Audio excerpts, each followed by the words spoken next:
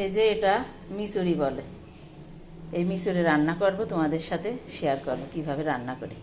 এর ভিতরে অনেক কিছু দেওয়া যায়, বেগুন আলু এগুলো দেওয়া যায়, অনেক কিছু মানে বেগুন আলুটাই সাজে দেওয়া যায়। আমি শুধু রান্না করব আজকে।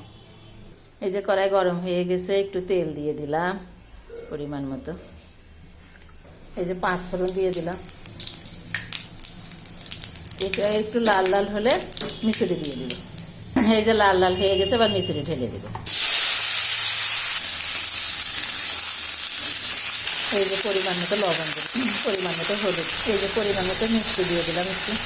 এই পুঁই মিচুরিতে কিন্তু মিষ্টি দিতে হয়, না দিলে একটু ভালো লাগে না কিন্তু।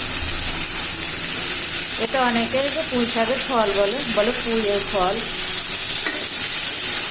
এক একজন এক এক রকম বলে, খেতে খুবই কিন্তু স্বাদ লাগে। এর ভিতরে কাঁচা জাল দিয়ে দিচ্ছি। এবার এটা ঢেকে দিতে হবে। এই জলটা শুকানোর পরে জল দিই। জালটা মিডিয়াম রাখতে হবে, ঢাকনাটা তুলে একটু নেড়ে দিতে হবে। এখনো জল জল রয়েছে, আর একটু ঢেকে দিই। এবার ঢাকনাটা তুলে ফেলতে হবে। এইবার এরকম শুকায় গেছে জলটা।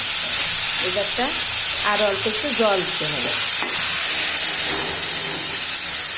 এবার কিন্তু মিডিয়ামের চাইতে কম জাল দিতে হবে, দিয়ে ঢেকে দিতে হবে। ঢাকনাটা তুলে দেবো। এবার দেখি সিদ্ধ হয়েছে কি। হ্যাঁ, সিদ্ধ হয়ে গেছে। এই যে এবার সর্ষে বাটা দিতে হবে।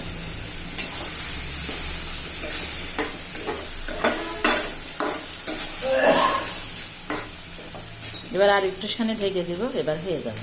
একটু রস রস থাকলে নামাই ফেলবো। এই যে বন্ধুরা, একটু হয়ে গিয়েছে। এই যে এইভাবে নামাই ফেলবো। এবারটা একটুখানি এইভাবে একটু করে করতে হয়, ঘাটামাটা হবে, নামাই। এই যে বন্ধুরা, এই যে নামাইছি, দেখো। এটা খেতে খুবই স্বাদ লাগে, তোমরা খেয়ে দেখো, এইভাবে রান্না করে ফাইন লাগে খেতে। আচ্ছা রাখি বন্ধুরা, তাহলে কেমন হয়েছে জানাই একটু।